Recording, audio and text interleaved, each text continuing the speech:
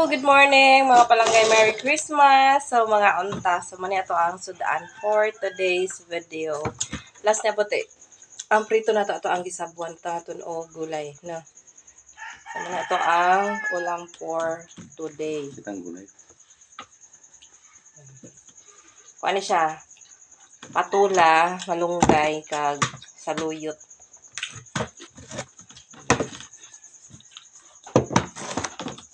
Natay sawsawan, tuyo, lemon kag kuan ano. Inan sibuyas.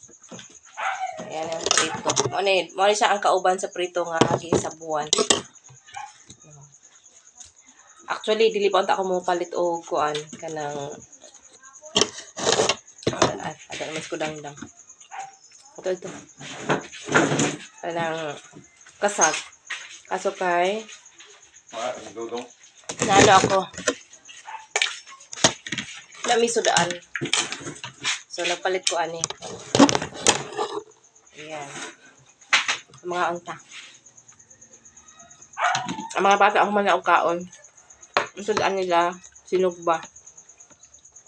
Sinugba o prito. Oh. Sinugba lang dito. Kaya ba pala naluto ko ganiha.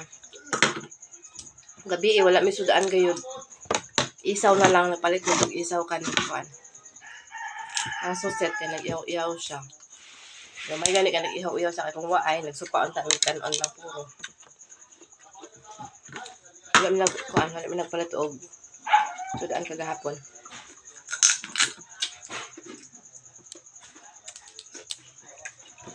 Unsa man? Sukle? Ang pala suklian. Kanda di mo, sukli di. Nah, dong. Pakada di mo, short.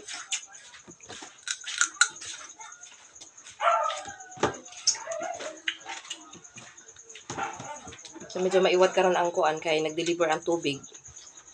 Maiwat ang sukli. Deliver mig tubig kay walay kuan. Wala sila operation starting tomorrow 24 until 27. Asa na siguro New Year. Okay. Kuan. Kulang? Anong kuan? Pira yan. Dito sa Dorabox dito sa kuan. Nung balik. Mas second draw. Kaya mangguro. Ayan. So katong gusto nga magpalit og mga prutas, mga palanggay na ako'y daghang prutas no. Karon maabot to kung maka-harvest ang taga Matipuron. Maabot to ang ako ang dalandan. Nya natay grapes dire. Ang pears, no, ang piras sa kuan na sa New Year na kay wa pa ako nag-order. So niya karon available kuan lang. Ang apple, grapes, kag orange.